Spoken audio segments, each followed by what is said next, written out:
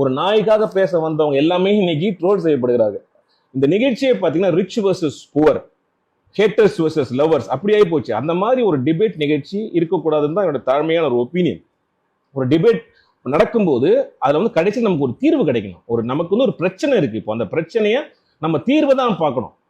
அதை பார்க்காம இந்த நிகழ்ச்சி இந்த மாதிரி ஒரு சென்சேஷனுக்காகவும் ஒரு டிஆர்பிக்காகவும் இந்த நிகழ்ச்சி வந்து நடந்திருக்கும் போது எனக்கு ரொம்ப எனக்கு பார்த்தீங்கன்னா ஒரு மன உளைச்சல தான் இருக்கு. மக்கள் நீங்க வந்து தயவு செய்து புரிஞ்சிக்க வேண்டியது என்னன்னா, இந்த மாதிரியான ஒரு நிகழ்ச்சி ஒரு என்டர்டெயின்மெண்ட்டுக்காக கட் பண்ணி ஒரு சென்சேஷனல் இஷ்யூவை வந்து என்டர்டெயின்மெண்ட்டுக்காக பண்ணி மக்களிடையே இந்த மாதிரி ஒரு வன்முறையை தூண்டுறாங்களோ அப்படின்றது எனக்கு ஒரு பெரிய சந்தேகத்துக்கான ஒரு விஷயமா இருக்குது. அதனால இதெல்லாம் வந்து நீங்க பார்க்காம நீங்க வந்து அதே கமெண்ட்ல அதே போடுங்க. விஜய் டிவிக்கு கேளுங்க, கோபி சார்ட்டே கேளுங்க, அன்எடிட்டட் வெர்ஷனை தயவு செய்து போட சொல்லுங்க.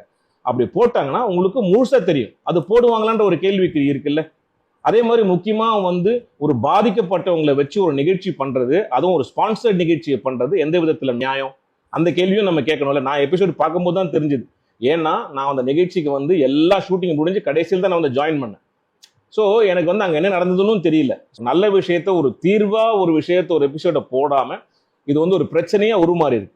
ஸோ அதனால பதில் கொடுக்க வேண்டிய கட்டாயத்தில் நாங்கள் இருக்கோம். அதனால நான் அன்பா எல்லாருக்குமே சொல்றேன், யாரையுமே எதிர்த்து நான் எதுவுமே பேசவே இல்லை. நீங்க யாரும் இங்க வராதீங்க, ஏன் வரீங்க அப்படின்ற மாதிரியான விஷயங்கள் அந்த அர்த்தத்தில் ஒரு ஹார்ட்லெஸ்ஸா நான் பேசவே இல்லை.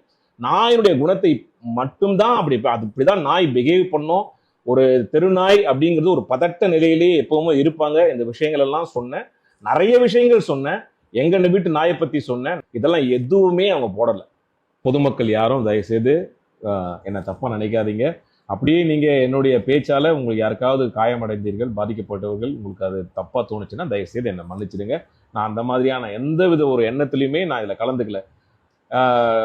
மனிதர்கள் மேல இருக்கிற அன்பினாலையும் நாயின் மேல இருக்கக்கூடிய அன்பினாலையும் நம்ம இது ரெண்டுத்துக்குமே ஒரு தீர்வு கிடைக்கும் அப்படின்ற ஒரு நோக்கத்தை நான் நிகழ்ச்சிக்கு போனேன்.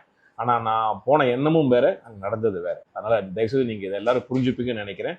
உங்கள் அன்பை என்றும் நாடும். படவா கோபி. நன்றி. Love you.